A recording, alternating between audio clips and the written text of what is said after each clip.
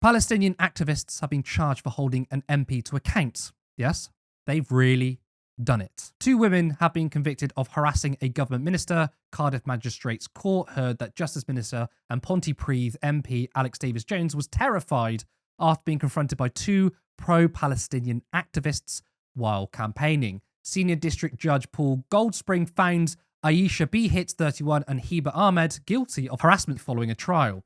He gave them a conditional discharge and fine. Now, of course, you might be thinking, well, this is harassment, this is bad. But we're going to go through the details and you can judge on whether a charge was warranted. Davies-Jones said she felt scared and intimidated after being approached by B. Hitz, 31, and Ahmed, 26. The court heard B. Hitz and Ahmed had leaflets describing the MP as a full-blown supporter of this genocide in Gaza. Davies-Jones was approached while leafleting in the defendant's hometown on the 26th of June last year ahead of the general election. The MP said she was asked questions around the conflict in Israel and Palestine and my conduct as an MP, if I had taken part in votes, membership of organisations such as Labour Friends of Israel. They asked me about the ceasefire and why I had abstained. I clarified I hadn't abstained, I wasn't in the country, I was paired in that vote, she added. It was escalating in terms of passion and intensity. We walked off in the opposite direction, we felt scared and intimidated, and we wanted to leave the situation. They began to follow us, they were shouting and bellowing down the street at us. Why do you support genocide? Why are you murdering babies? Alex Davies-Jones, do you support genocide? Davies-Jones said the 2 defendants also handed out leaflets and put posters on the Labour office in Pontypridd that referred to politicians enabling genocide. She told the court their actions felt her feeling terrified, and a video of the confrontation was uploaded onto social media with a caption describing Davies-Jones as racist, was manipulated in a way that made it seem I had lied. Davies-Jones said as a result of the incident, she reduced campaigning sessions and had to be accompanied by close protection officers. Now, the MP told Cardiff Magistrates Court that the abuse was apparently relentless. Now, I think from the information we have, the harassment was 2 women shouting at her from afar for abstaining on a vote, and then they handed out leaflets. But we also have an account from the 2 women who were charged. Just 2 hours after posting the video, over a dozen police officers swarmed my door and windows with several male officers trying to climb in through open windows. I was not dressed when they knocked, and I asked them for a few minutes to get dressed, and they threatened to break the door down. When I let them in, it later turned out they did not have a warrant, I was not allowed to change and was manhandled excessively for resisting. The bail conditions I was put under forbade me from posting on social media about Alex Davies-Jones or the investigation, and enforced homelessness on my housemate who was arrested alongside me and banned from associating with me in any capacity as we were considered too dangerous to be together. My housemate, a trans person of colour, is now having to sofa surf until our bail conditions run out. South Wales Police have also stepped up a campaign of harassment against me. Officers turned up to my home to deliver a letter after I said that I was experiencing PTSD from the raid and followed me around Cardiff. I feel isolated and unsafe in my own home because I spoke up during election season about my MP's voting record. It is unfathomable to me that Alex Davies-Jones considers herself unsafe because of an Instagram video when she has inflicted real violence on myself and my housemates. Even now, I still have fingerprint-shaped bruises on my arms. I am deeply concerned about what this means for Arab women like me, and especially those who are pro-Palestine or pushing to hold MPs accountable for their policy decisions. So I think when you listen to their statement, you get a far equal balance of the situation. We all know too many stories of police violence and attacks. And it's another example of it there. Frank, I mean, this is, in my opinion, clearly a way of using the police to stop people holding MPs to account on the issue of genocide.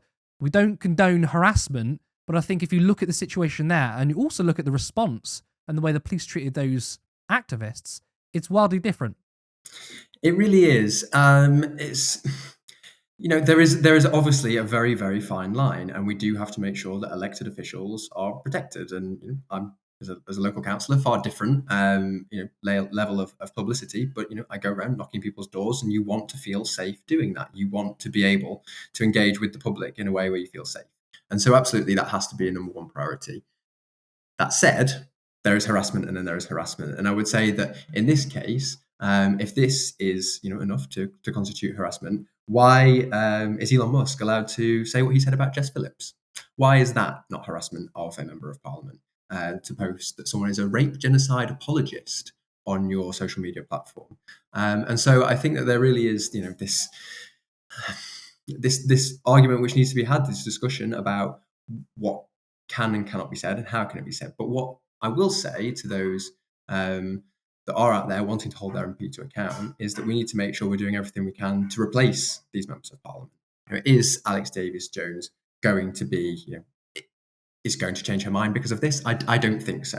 I don't think that we're going to convince somebody that they should vote in a different way, that they should hold a different stance, they should have a different policy set. Because maybe it would even reinforce their views. So I would urge everyone to go out and support, socialist candidates, left-wing candidates, green candidates, and make sure that we get better voices in Parliament. That's the only way to get around this. Yeah, I mean, but it does set a dangerous precedent. So even if one were to say this specific example, maybe they were too aggressive, but when you're an elected politician, right, someone who's connected to the state quite literally, when you're an MP, you literally have access to services, police services, like they have a fob and they come there, right? To then say we are now going to use the state to come down on activists, ordinary people, they're going to, break into their houses essentially, then this is really dangerous. I think this is, we saw a situation a while back in America, the same sort of thing happened.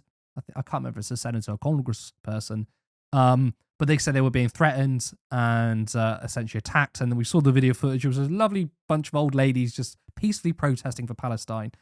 And I think this is where they're using the threats of security and violence as a way to stop accountability. Now, it doesn't happen. Of course it does. We've had 2 MPs killed.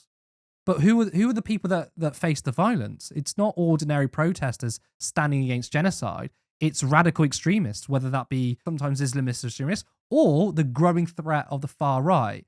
And no one's really talking about that. No, absolutely. And intimidation, violence have no place in politics for me at all. We need to make sure that we are bringing people together, we're uniting around our shared values, our humanity. And I don't. It's a very, very difficult thing to understand why these girls who have been out campaigning, have been putting up posters, delivering leaflets, are having their doors knocked down. I don't understand how you can justify that as the police. I'll be interested to see what their response is to that and how they do justify that. I've read as well that the pair of activists say that they are going to challenge this as well. And so it will be interesting to see how it plays out. But for me, it does seems far too rash a response, and that this isn't how we bring people together. And like you say, it's lumping people in with the crowd. And we've just watched, David Mensa there, lumping anyone that dare criticize the Israeli state, anyone that dare call themselves pro-Palestinian, with Hamas, anyone that would dare speak out as being with Hamas. And the same is happening on the reverse.